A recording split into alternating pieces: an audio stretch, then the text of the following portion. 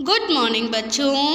आज हम हिंदी में 3rd चैप्टर की लैंग्वेज स्किल की एक्सरसाइज को सॉल्व करेंगे।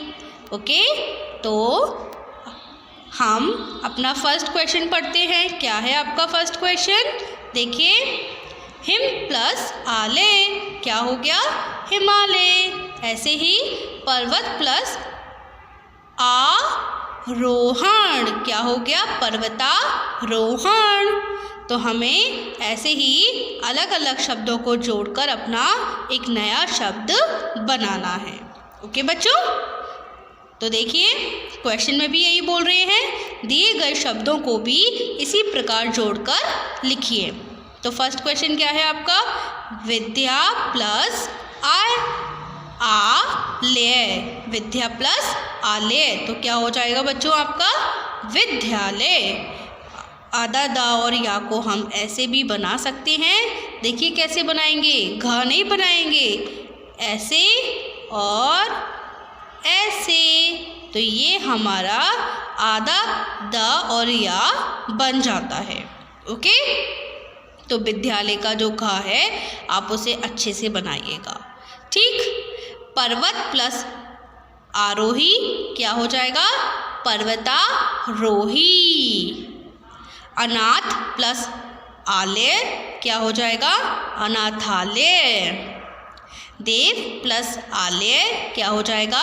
देवालय। देखिए देव लिखा हुआ है और तो देव के बाद बड़ा का डंडा आ जाएगा। ठीक, और ले ऐसे ही लिख जाएगा। नेक्स्ट, चिकित्सा प्लस आलय तो क्या हो जाएगा? चिकित्सालय। समझ गए? आपको ये शब्द जोड़कर नए शब्द बनाने हैं। विद्या प्लस आलय विद्यालय, पर्वत प्लस आरोही पर्वतारोही, अनाथ प्लस आलय अनाथालय, देव प्लस आलय देवालय, चिकित्सा प्लस आलय चिकित्सालय। ठीक, फर्स्ट क्वेश्चन कंप्लीट हो गया।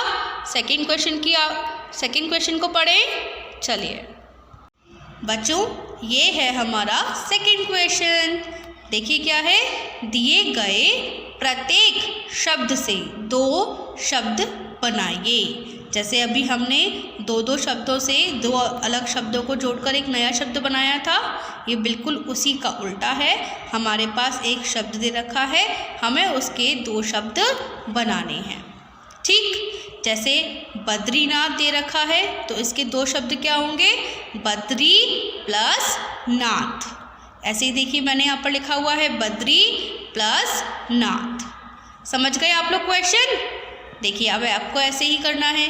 तीर्थ यात्री का 2 शब्द क्या होंगे? तीर्थ प्लस यात्री। मन भावन मन प्लस भावन। केदारनाथ का क्या होगा? केदार प्लस नाथ। ब्रह्मपुत्र का क्या होगा? ब्रह्म प्लस पुत्र। समझ गए आप लोग? बद्री प्लस नाथ, तीर्थ प्लस यात्री, मन प्लस भावन, केदार प्लस नाथ और ब्रह्म प्लस पुत्र। तो ये हमारे 2 अलग अलग शब्द बन गए। ठीक, कर लेंगे आप लोग इसको भी अपनी नोटबुक पर। आगे बढ़ें, थर्ड क्वेश्चन को पढ़ें। चलिए बच्चों, देखिए थर्ड क्वेश्चन क्या है आपका? रा के 2 रूप हैं, एक रेफ और एक पदेन। रा के 2 रूप होते हैं, एक तो रेफ होता है और एक पदेन होता है। पदेन वाले भी 2 होते हैं। देखिए एक तो हम ऐसे करके पदेन की मात्रा लगा देते हैं, एक हुंडी वाले होते हैं, इसको ऐसे लगाते हैं, है ना? तो रा रेफ तो आप जानते हैं जो ऊपर लगती है, और पदेन का मतलब जो पैरों की साइड लगती है अक्षर के, यानी नीचे लगती है। ठीक, तो हमें उससे शब्द बनाने हैं। जैसे देखिए यहाँ पर रा रेफ से क्या दे रखा है? पर्वत। और आप पदेन वाली से क्या दे रखा है? प्राणी। और एक और है, वो है ट्रक, जिसमें हमारे हुंडी लगी हुई है। समझ गए? अब आपको ऐसे ही रा रेफ के रूपों से नए नए शब्द बनाने हैं। ठीक, रा की जो रूप हैं उससे आपको नए नए शब्द बनाने हैं। समझ गए? देखिए ये कौन सी मात्रा है आपकी? रा रेफ की। रा रेफ की। तो इससे आप शब्द क्या क्या बनाओगे? गर्व, मार्ग, धार्मिक और पर्वत।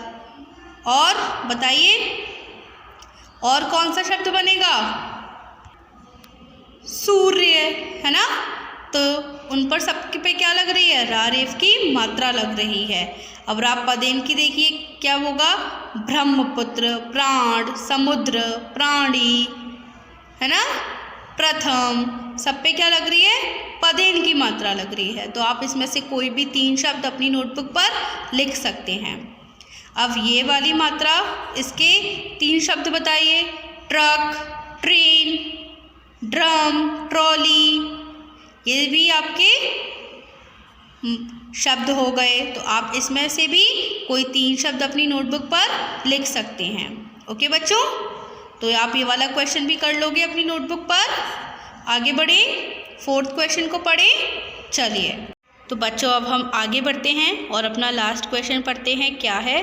दिए गए शब्दों के समानार्थी शब्द चुनकर उनके सामने लिखिए। आपको एक हेल्प बॉक्स दे रखा है जिसमें कुछ शब्द दे रखे हैं और एक यहाँ पर भी शब्द दे रखे हैं। तो जैसे पर्वत, तो आपको पर्वत के इस हेल्प बॉक्स में से समानार्थी शब्द चुनने हैं और यहाँ पर लिखने हैं।